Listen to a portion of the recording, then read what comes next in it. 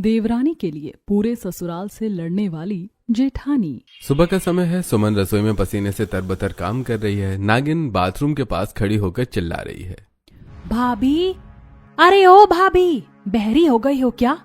कितनी बार कहा था कि समर चलाकर मेरी बाल्टी भर देना, मेरी बाल्टी भरी कि नहीं? हाँ हाँ दीदी, आ रही हूँ, मैंने बाल्टी भर दी है, बस अभी समर बंद किया है, आप जाकर देखिए तो सही। अच्छा तो जरा खुद देखना, पानी ठंडा है कि गर्म? जैसे ही सुमन पास आती है, नागिन झटके से सुमन का हाथ पकड़कर पानी की बाल्टी में डाल देती है। माँ जी बचाओ, मेरा हाथ जल गया, दीदी छोड़िए। आया ना मजा, मैंने पहले ही गीजर से खौलता पानी भर लिया था, अब देखो मैं क्या करती हूँ। सुमन की आवाज सुनकर पूरा परिवार कमरे में आता है। नागिन तुरंत सुमन का हाथ छोड़कर खुद जोर जोर से रोने लगती है। भैया देखो, माँ देखो, ये चुड़ैल मुझे जिंदा जलाना चाहती है, देखो कितना गर्म पानी भरा है इसने, और मेरा हाथ अंदर डाल रही थी। तेरी इतनी हिम्मत, कल मुंही करम जली कुल्टा, मेरी फूल जैसी बेटी को जलाएगी? ले। क्रांति देवी दे दनादन सुमन को चांटे मारने लगती हैं। वो अपने लाल हाथ को पकड़कर रो रही है।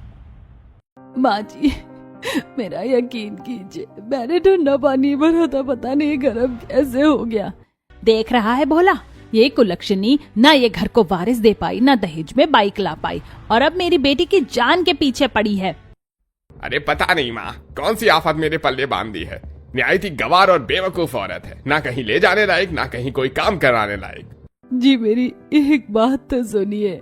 भोला भंडारी सुमन को जोर से धक्का देता है और घर से बाहर चला जाता है। सुमन फर्श पर गिर जाती है। अब क्या यहीं फर्श पर चिपकी रहेगी? मेरा मुंह क्या ताक रही है? दफा हो यहाँ से और रसोई में जाकर मेरे लिए गर्मा गर्म नाश्ता बना। मैं नहा कर आ रही हूँ, अगर नाश्ते में जरा भी गड़बड़ हुई ना तो तेरी खैर नहीं है, काम की ना काज की, दुश्मन अनाज की। सुमन रोती हुई रसोई की तरफ भागती है। दरवाजे के बाहर अंकित और शिवांग सिर झुकाए खड़े हुए हैं। देख रहा है शिवांग, घर के हालात क्या हो गए हैं। माँ, भैया और दीदी सबके सब मिलकर एक अकेली जान पर टूट पड़े हैं। भाई, भाभी के साथ ये लोग नीचता की सारी हदें पार कर चुके हैं। दीदी ने जानबूझकर हाथ जलाया और इल्जाम भी भाभी पर लगा दिया। काश हम भाभी के लिए कुछ कर सकते। हमें कुछ तो सोचना होगा भाई, अगर आज हमने आवाज नहीं उठाई तो भाभी और उनकी बच्चियों का जीना हराम हो जाएगा। अंकित और शिवांग दोनों अपनी भाभी की हालत देखकर बेबस थे। वहीं सुमन नाश्ता लेकर कांपते हाथों से ट्रे लेकर हॉल में आती है। माँ जी चाय ले लीजिए। रहने दे, चाय पिलाकर एहसान कर रही है क्या? इतनी गर्मी पड़ रही है, हलक सूख रहा है हमारा और तू चाय लेकर आई है।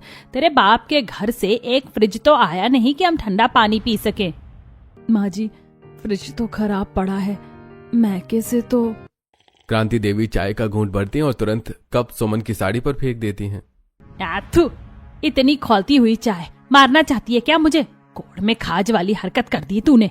पहले ही गर्मी से मर रहे हैं, ऊपर से ये गरम जहर पिला रही है। माँ जी ये क्या किया आपने? हाथ जल गया तो रो रही है, यहाँ हमारे कलेजे जल रहे हैं, उसका क्या? फ्रिज में बर्फ जम नहीं रही, पानी मटके का भी गर्म है। अरे माँ, आप क्यों इतना गुस्सा कर रही हैं? भाभी का क्या कसूर? अगर फ्रिज खराब है, हमारे घर में किस चीज की कमी है? चलिए मैं और भैया जाकर आज ही नया फ्रिज ले आते हैं। और रईस की औलाद, तू लेकर आएगा फ्रिज? बाप के पैसों पर ऐश कर रहा है और बातें बड़ी बड़ी। पहले खुद 4 पैसे कमाना सीख, फिर अपनी इस लाडली भाभी के नखरे उठाना। जब तक ये अपने मायके से फ्रिज नहीं लाएगी तब तक इस घर में नया फ्रिज नहीं आएगा। भैया क्यों माँ को कुछ समझा रहे हो? आपको पता तो है माँ हमेशा शेरनी बनकर खाने को दौड़ती हैं। क्या बोला तू? मैं शेरनी हूँ? अपनी माँ को ऐसे बोलेगा इस कलमुही के चक्कर में? चलिए भैया यहाँ से। शिवांग अंकित को लेकर वहाँ से चला जाता है। खड़ी खड़ी क्या अपना थोबड़ा देख रही है? जा जाकर बाकी घर का काम पूरा कर। पूरा घर कबाड़ बना दिया है, काम की ना काज की, दुश्मन अनाज की। माँ आप जाओ, मैं पोछा लगा देती हूँ। चल रिद्धि बाल्टी लेकर आ। सिद्धि झुककर फर्श साफ करने लगती है। तभी क्रांति देवी आती है और सिद्धि की कमर पर जोर से लात मार देती है। ऐसे पोछेगी? अभी यहाँ मक्खियाँ भिन भिनाने लगेंगी। जा फिनाइल डाल। जी दादी, मैं लेकर आती हूँ फिनाइल, आप दीदी को मत मारो। अरे देखो तो सही, इस कुलक्षणी ने लड़कियों को कैसी पट्टी पढ़ाई है। एक को कुछ कहो तो तीनों की तीनों सर पर चढ़ जाती है, जैसे मुझे कच्चा ही खा जाएंगी। अरे भाग्यवान, सुबह सुबह थोड़ा चुप भी हो जाया करो, कितनी भौंकती हो। ए जी, तुम तो चुप ही रहो। तुम्हारे पास सुड़क सुड़क चाय पीने और अखबार पढ़ने के अलावा कोई काम तो है नहीं। मल्होत्रा जी से बात हुई कि नहीं? अरे वो थोड़ा धीरे बोलो, कहीं वो सुन ना ले। सुन लेगी तो क्या मेरा सिर काट लेगी? सुन लेने दो। अपने मायके से ना ढंग का दहेज लाई, ना कोई लड़का पैदा कर पाई। अब मैं अपने लड़के की दूसरी शादी करूंगी। सुमन दरवाजे के पीछे खड़ी ये सब सुन लेती है और उसकी आंखों से आंसू बहने लगते हैं। लेकिन माँ जी, ये आप क्या कह रही हैं? दूसरी शादी?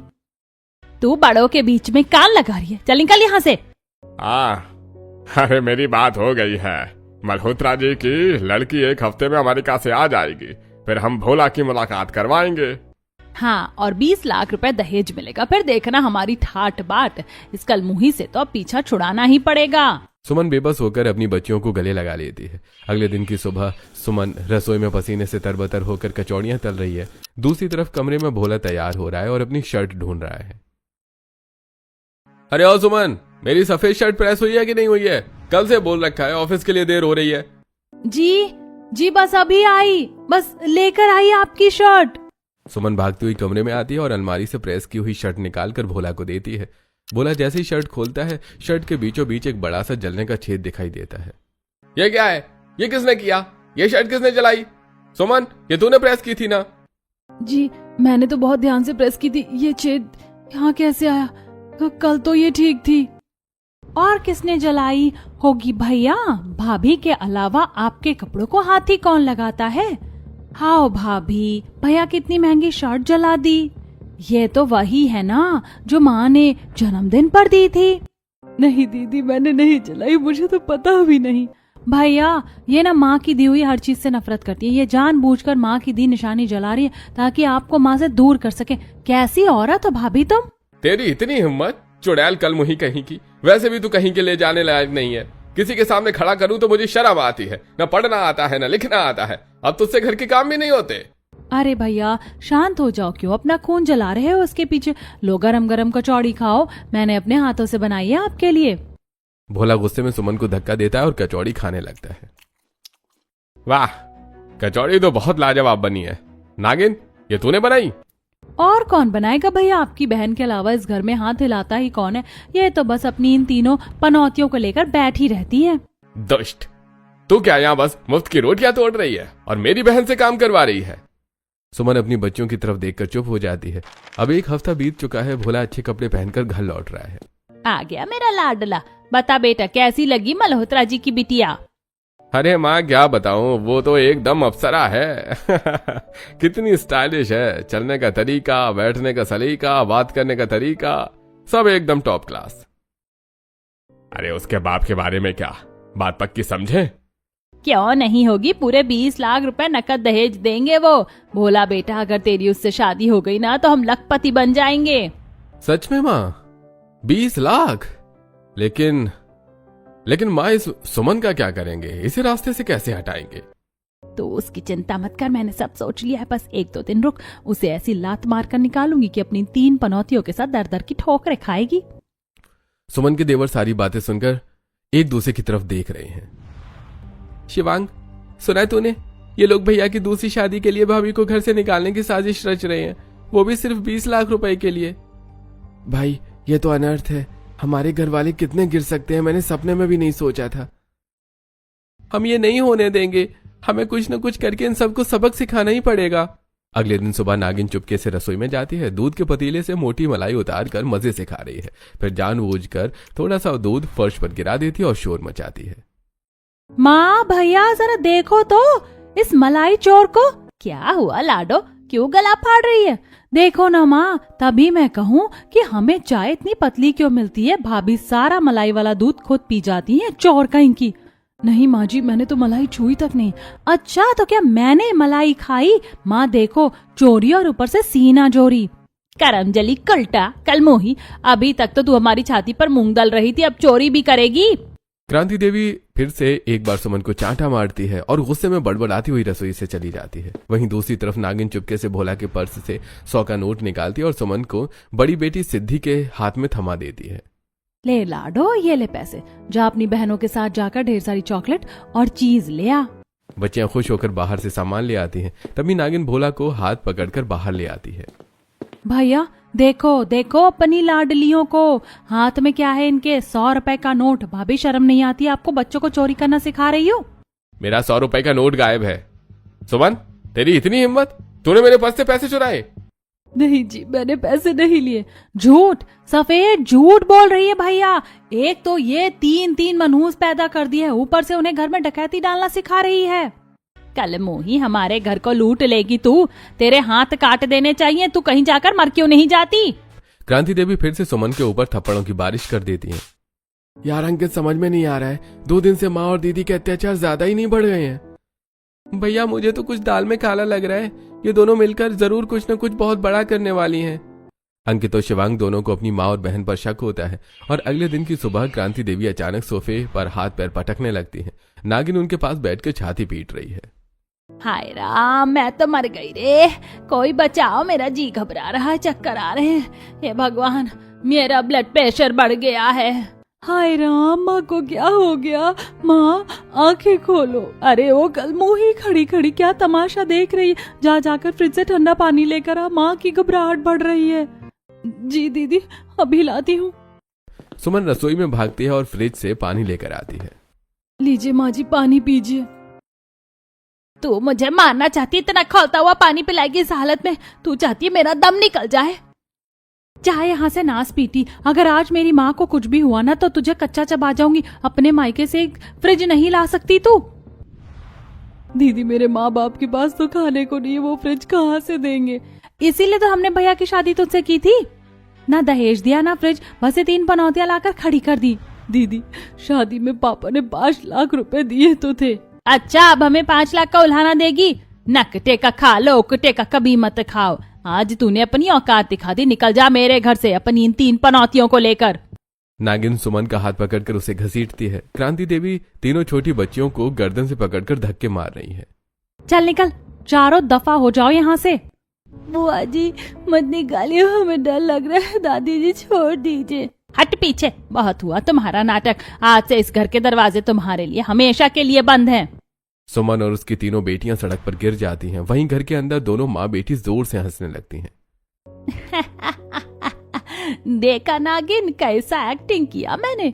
मान गए माँ, क्या नाटक किया आपने। अब आएगा मजा, अब लाएंगे भैया के लिए 20 लाख वाली नई दुल्हन। माँ देखो, दादी तो बिल्कुल ठीक है। देख लिया बेटा, देख लिया, इस घर में अब हमारी जगह नहीं, सिर्फ लालच की जगह। चलो यहाँ से। सुमन को निकालने के बाद शाम के समय नागिन और क्रांति देवी सोफे पर बैठकर बातें कर रही हैं। माँ, ये अंकित और शिवांग कहाँ मर गए जाकर? कहीं अपनी उस प्यारी भाभी के पीछे पीछे तो नहीं चले गए? अगर उसके पीछे गए होंगे तो इस घर की दहलीज दोबारा पार नहीं करने दूंगी। तभी अंकित और शिवांग घर में दाखिल होते हैं। उनके पीछे 2 लड़कियां हैं जिनका चेहरा घूंघट में है। माँ, हम आ गए।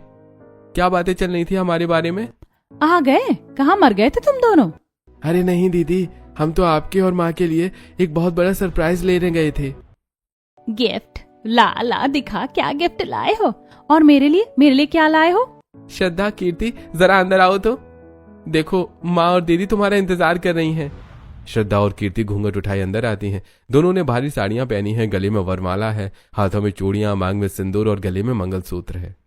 ये क्या गोल खिला कर आए हो तुम दोनों? ये लड़कियां कौन है? और ये गले में माला? तुम दोनों ने शादी कर ली? अरे क्या हो गया भाग्यवान, क्यों चिल्ला रही हो? ओ तेरी, ये क्या देख रहा हूं मैं? देखो जी, अपने इन सब पूतों को देखो, हमारा सीधा सीधा 40 लाख का नुकसान करवा दिया इन्होंने। माँ, हमने क्या किया? अरे कमबख्त, तो तुम्हारी शादी कहीं और करते तो कम से कम 20-20 लाख का दहेज तो ले लेते। 40 लाख पर पानी फेर दिया तुम दोनों ने। सच में माँ, भैया भोला ही सबसे अच्छे हैं। कम से कम वो दोबारा शादी करके 20 लाख तो ला रहे हैं। क्या भैया दोबारा शादी कर रहे हैं? पर उनकी तो शादी हो चुकी है ना। हो गई थी, पर अब वो आजाद है। हमने उस कलमुही को घर से धक्के मार कर निकाल दिया है।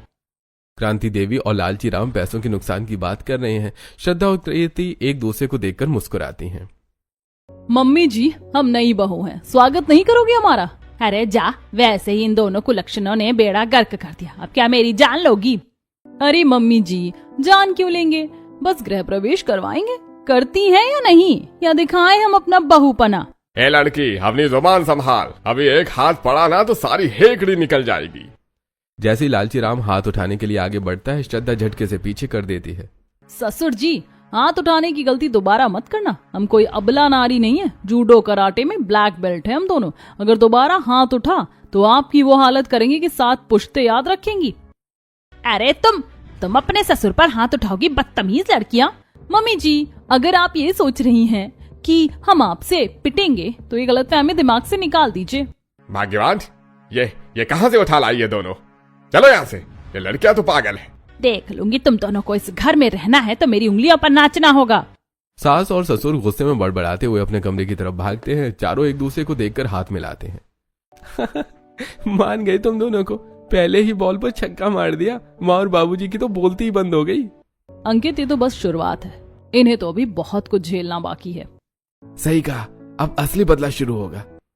अगले दिन की सुबह नागिन तौलिया लेकर अपनी अकड़ में बाथरूम की तरफ आ रही है। अरे दीदी, आप नहाने जा रही हैं? रुकिए, हमने आपके लिए पहले से ही बाल्टी भरकर रख दी है। बड़ी जल्दी समझ आ गई तुम्हें मेरी पसंद। ठंडा पानी भरा है ना, मुझे गर्मी में गर्म पानी बिल्कुल पसंद नहीं। अरे दीदी, आप खुद चेक कर लीजिए ना, देखो तो जरा। श्रद्धा और कीर्ति मिलकर नागिन का हाथ जबरदस्ती खोलते हुए पानी में डाल देती हैं। मर गई, जला दिया, छोड़ो मेरा हाथ, ये खौलता हुआ पानी है। माँ, भैया, बचाओ। क्या हुआ दीदी, जल रहा है? दर्द हो रहा है? नागिन अपना लाल पड़ा हुआ हाथ पकड़कर रोते हुए हॉल में भागती है, जहाँ क्रांति देवी और लालची राम बैठे हैं। माँ देखो, इन दोनों डायनों ने मेरा हाथ जला दिया। देखो माँ, कितना गर्म पानी था। क्या तुम्हारी इतनी हिम्मत, मेरी लाडली बेटी का हाथ जलाया? अभी बताती हूँ तुम दोनों को। क्रांति देवी मारने के लिए हाथ उठाती हैं। मम्मी जी, हाथ नीचे। कल बताया था ना, जूडो कराटे एक्सपर्ट। अगली बार ये हाथ उठा तो हम ये भूल जाएंगे कि आप सास हैं। और ससुर जी, आप क्या देख रहे हैं? जाइए पोछा उठाइए और पूरे आंगन की सफाई कीजिए। यहाँ पूरे दिन लुगाई पंचायत में ध्यान देना बंद कीजिए। क्या मैं पोछा लगाऊंगा? मैं देख रहा है शिवांग, अंकित, तेरी लुगाइयां मुझसे पोछा लगवाएंगी। हम क्या करें बाबूजी, जिस तरह माँ के सामने आपकी बोली नहीं निकलती, इस तरह हम भी अपनी पत्नियों के सामने नहीं बोल सकते। अरे ओ पंचायत के पुजारी जी, अब आप जाते हैं या हम आपको लेकर चलें? लालची राम डर के मारे पोछा उठा लेते हैं और पोछा लगाने लगते हैं। दोपहर का समय है। क्रांति देवी सोफे पर बैठकर अपनी किस्मत को रो रही हैं। श्रद्धा और कीर्ति मजे से चाय पी रही हैं। अरे ससुर जी, ये क्या कोना कोना छोड़ रहे हैं? ठीक से झाड़ू लगाइए। आप यहाँ बैठकर दिन भर पंचायत करते हैं ना, अब थोड़ा हाथ पैर भी चलाइए। अरे बहुत थक गया हूँ, अरे थोड़ा आराम तो कर लेने दो। आराम हराम है ससुर जी। ये लीजिए राशन की लंबी लिस्ट और ये झोला, पैदल जाइए और सारा सामान लेकर आइए। तुम लोग मेरे पति को नौकर बना रही हो। मम्मी जी, बुढ़ापे में अगर हाथ पैर ना चले तो जाम हो जाते हैं, है ना? और हाँ, श्रद्धा बात करते करते अचानक अपनी चाय क्रांति देवी की गोदी में गिरा देती है। हाय राम, जला दिया मेरी साड़ी। अरे मम्मी जी, खड़ी खड़ी क्या देख रही हैं? जाइए जाकर कपड़े धोइए, सफाई पूरी बाकी पड़ी है। क्या क्या कहा तूने? धोने जाओ कपड़े? ठिकाने पर तो है दिमाग। आप नहीं तो कौन मम्मी जी? है कौन इधर? कीर्ति की बात सुनकर नागिन चुपचाप वहां से सरकने की कोशिश करती है। तभी अरे नागिन दीदी, रसोई में बहुत सारे बर्तन पड़े हैं साफ करने के लिए और खाना भी बनाना है। 1 घंटे के अंदर सारा काम हो जाना चाहिए। अच्छा, तुम्हारी इतनी हिम्मत, तुम मुझसे काम करवाओगी? अच्छा, आप हमसे हिम्मत की बात कर रही हैं? कहें तो दिखाएं हम अपनी हिम्मत। श्रद्धा और दीदी अपना हाथ नागिन को दिखाने लगती हैं। अरे मैं तो मजाक कर रही थी, अभी जाती हूँ बस मैं। नागिन तुरंत रसोई में काम करने पहुंच जाती है। रात का समय है। माँ, बहुत भूख लगी है। वो शीना के साथ शॉपिंग कर करके मेरी टांगे टूट गई हैं। खाना लगा दो जल्दी। भैया, आपका खाना तो नहीं बना? क्या? खाना क्यों नहीं बना? क्या करती रहती हो तुम दोनों दिन भर? भैया, आप तो रोजाना अपनी नई मंगेतर से मिलने जाते हैं ना, क्या वो आपको खाना नहीं खिलाती? इतने अमीर बाप की बेटी है, कम से कम एक वक्त का खाना तो खिला ही सकती है। वो किचन में काम नहीं करती? तुम दोनों का काम है खाना बनाना। चलो परोसो। श्रद्धा एक गरम समोसा उठाकर जबरदस्ती भोला के मुंह में ठूंस देती है। ये लीजिए समोसा, खाइए और जुबान कम चलाइए। अब से आपको खाना चाहिए तो बाहर से खा कर आइए। अरे मर गया। अरे तुम मुझे भूखा रखोगी? अरे क्यों? हम कौन होते हैं आपको खाना खिलाने और ना खिलाने वाले? आपकी लंदन वाली है ना, वही काफी है। श्रद्धा और प्रीति हर रोज भोला भंडारी को खाना खाने ही नहीं देती। और 3 दिन बाद दीदी, जेठ जी तो 3 दिन से भूखे हैं। अभी तो बस शुरुआत है कीर्ति, आगे आगे देखो होता है क्या। कुछ दिन ऐसे ही गुजरते हैं। श्रद्धा और कीर्ति ने पूरे परिवार का जीना हराम किया हुआ था। एक दिन भोला बेहाल गंदे कपड़ों में फूट फूट कर रोते हुए अंकित और शिवांग को अपनी कहानी सुना रहा है। अरे छोटे, मैं तो बर्बाद हो गया। जिसे मैं हीरा समझ रहा था वो तो पत्थर निकली। अरे वो मुझे अपने कुत्ते टाइसन से भी गया गुजरा समझती है। आज सुबह शीना एक हाथ में कुत्ते की चेन भोला को थमाती है और खुद अपने बॉयफ्रेंड रॉकी की कार में बैठकर चली जाती है। भोला डार्लिंग, रॉकी को पोटी करा देना और नहला भी देना। शीना, अरे मैं तुम्हारा मंगेतर हूँ। अरे कोई नौकर नहीं है जो तुम मेरे साथ ऐसा कर रही हो। ओह डार्लिंग, शादी के बाद तो ये सब तुम्हें ही करना है। वैसे मेरे गंदे कपड़े पड़े हुए हैं, उन्हें लॉन्ड्री पर दे देना और मेक श्योर मुझे डिस्टर्ब मत करना। आज रात में रॉकी के साथ हो। डायसन का ख्याल रखना। क्या? अंकित, शिवांग, मुझे समझ नहीं आ रहा मैं क्या करूं। माँ बाबूजी चाहते हैं मैं उससे शादी करूं, लेकिन वो मेरी हालत नौकरों से भी ज्यादा बदतर कर देगी। अरे भैया, तो आप मना क्यों नहीं कर देते? अरे आज मुझे अपने कर्मों का अफसोस हो रहा है। मैंने माँ और दीदी के कहने पर बेचारी सुमन के साथ न जाने क्या क्या किया। पता नहीं वो जिंदा भी होगी या नहीं। और मेरी बच्चियां। भोला को अपने किए पर पछतावा होता है और वो फूट फूट कर रोने लगता है। उसी समय नागिन फर्श पर बैठी है। श्रद्धा और कीर्ति ने उसके सामने ढेर सारे गंदे कपड़े और बर्तन रख दिए हैं। दीदी, ये सारे कपड़े धोइए और रगड़ रगड़ के साफ करिए। मुझसे नहीं होगा, मेरी कमर टूट रही है। माँ बचाओ मुझे। चुप, आवाज निकाली तो याद रखना आज रात का खाना भी नहीं मिलेगा। नागिन डर की वजह से सारा काम करने लगती है। वही लालची राम जी रोज ही बर्तन मांज रहे हैं और सास खड़ी होकर देख रही है। ससुर जी, बर्तन चमकने चाहिए। और मम्मी जी, आप क्या देख रही हैं? जाइए चूल्हा जलाइए। आज हम लोग गैस की नहीं चूल्हे की रोटियां खाएंगे। लेकिन बहू, बहुत गर्मी है, ऐसे में चूल्हे की रोटियां? क्यों, क्या हुआ माँ जी? आपको भी गर्मी लगती है? वैसे अगर 2 दिन खाना पानी ना मिले तो कैसा लगता होगा? नहीं नहीं बहू, मैं भूखी नहीं रह पाऊंगी। अभी जाकर मैं चूल्हा जलाकर रोटियां बनाती हूँ। श्रद्धा और कीर्ति अपने ससुराल वालों को सबक सिखाने के लिए इसी तरह उन्हें परेशान करती रहती है। कुछ दिन बाद नागिन बहुत सज धज कर बैठी है। उसके लिए नाश्ता आया है। देखिए भाई साहब, मेरी लाडो साक्षात लक्ष्मी है जो घर में आएगी खुशियां भर देगी।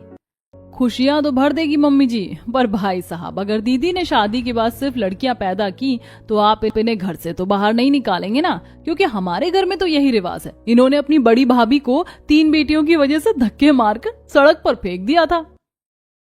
क्या, बहू को घर से निकाल दिया बेटियों की वजह से? हाँ, और इतना ही नहीं, ये अपने बड़े बेटे की दूसरी शादी भी 20 लाख रुपए के लालच में करवा रहे हैं।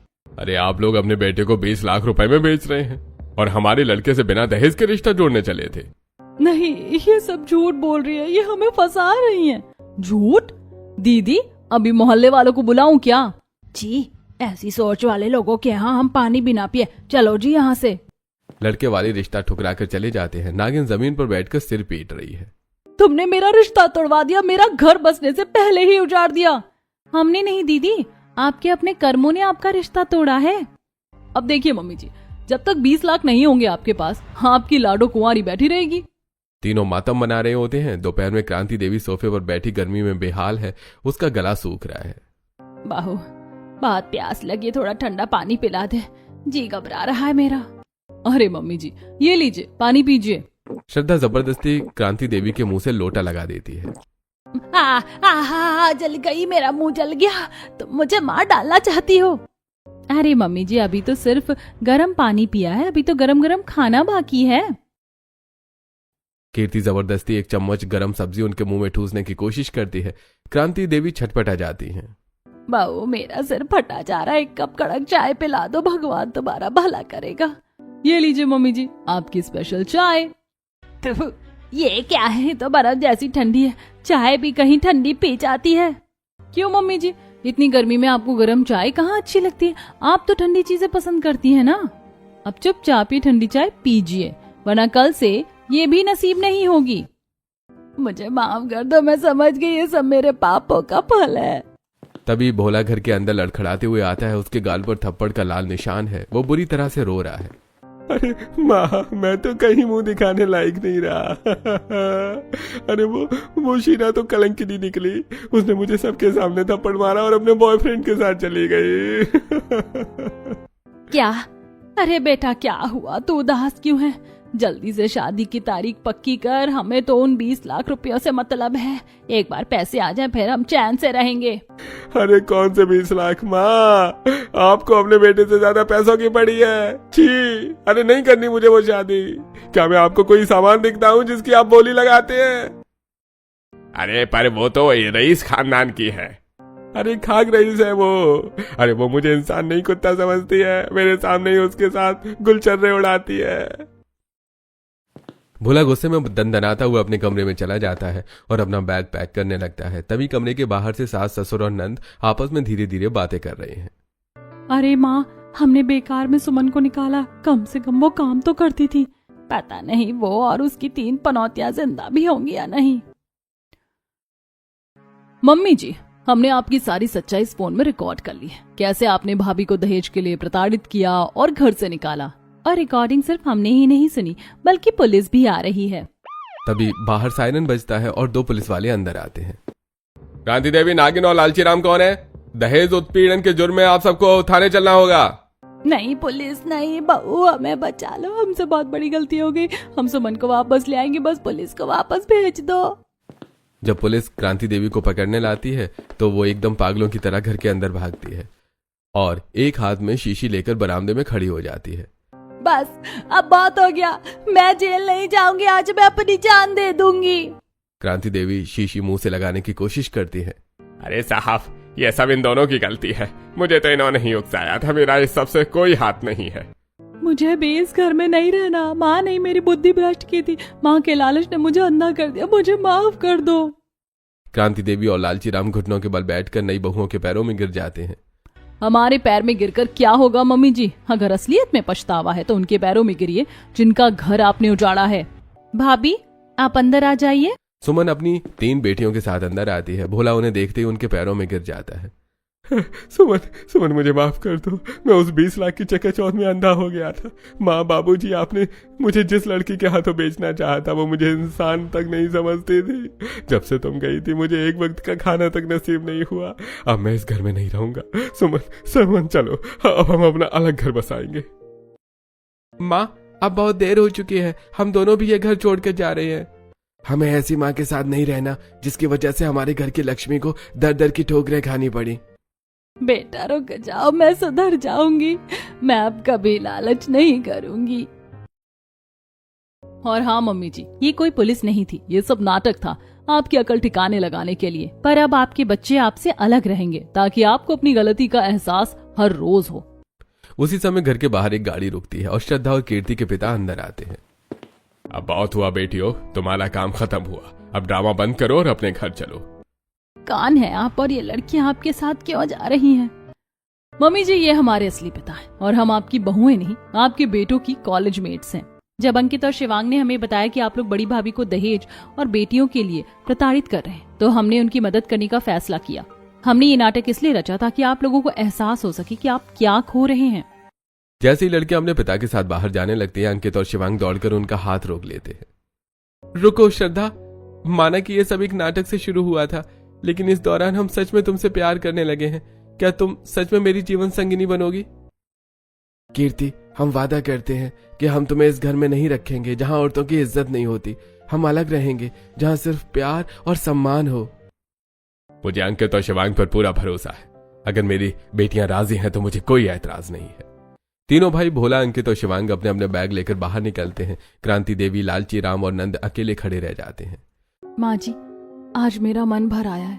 मुझे दुख नहीं है कि मैं घर छोड़ रही हूँ, मुझे खुशी है कि मुझे ऐसी देवरानियां मिली। सुमन श्रद्धा और कीर्ति के गले लग जाती है। माँ जी, मुझे ऐसी देवरानियां कहाँ मिलेंगी जहाँ देवरानियां अपनी जेठानी का बदला लेने के लिए पूरे ससुराल से भड़ गई। भगवान ऐसी देवरानियां हर किसी को दे। और क्या आप लोगों के पास भी हैं ऐसी देवरानियां? अगर हाँ तो कमेंट में बताइए। और अगर आप जानना चाहते हैं कि हमारी कहानी में आगे क्या हुआ तो कमेंट में पार्ट 2 जरूर लिखें। तीनों जोड़े अपनी बेटियों को लेकर घर से बाहर निकलते हैं। क्रांति देवी अकेलेपन में फूट फूट कर रोती है।